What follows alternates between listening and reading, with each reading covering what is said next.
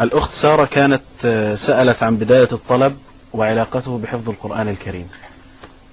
روى البخاري ومسلم من حديث حذيفة بن اليمان رضي الله عنه قال: نزلت الأمانة في جذر قلوب الرجال ثم علموا من القرآن ثم علموا من السنة. ثم علموا من القرآن ثم علموا من السنة.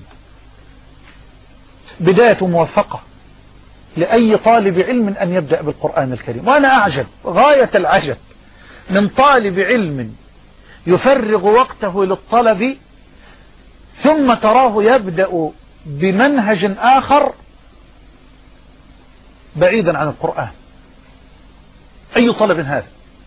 القرآن أصل الأدلة، القرآن أصل الأدلة، فأي بركة هذه التي يبحث عنها طالب يبتعد فيشرق ويغرب ويبتعد عن القرآن. بل أنا أقول يا إخوة، القرآن هو كتاب الإيمان الأول، وهو كتاب العقيدة الأول، وهو كتاب التوحيد الأول.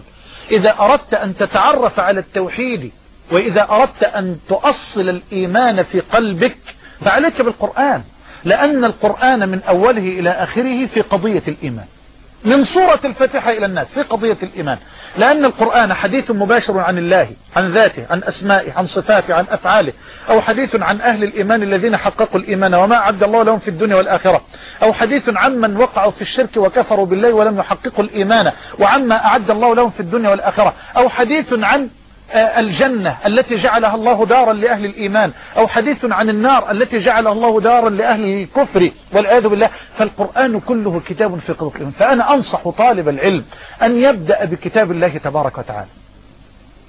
طالب العلم الذي يبدأ بالقرآن له سمت، له سمت. الطالب الذي يبدأ بباب من أبواب الجرح والتجريح، لا أقول بالجرح والتعديل، حتى الجرح والتجريح، يبدأ الطالب بالتعرف على ما يسمى الآن بالتصنيف. بداية شؤم. لا ترى الطالب يحسن أن يقرأ سورة المطففين. والله لقد رأيت طالبا من الطلاب لما تنبت لحيته بعد ولما ينبت شاربه، ودخلت عليه في مكتبة ما فوجدت الطالب جالسا يحقق حديثا فسعدت به. قلت تحقق حديثا؟ لا أقول له خرج. وإذ بالطالب أقول له يا أخي ها تعالى ما هو الحديث؟ قال كذا. قلت هذا حديث صحيح. قال من صححه يا شيخ؟ قلت الشيخ الألباني. قال معلش أصل الشيخ كان متساهلا في التصحيح. قلت اقرأ سورة المطففين، والله ما قرأها.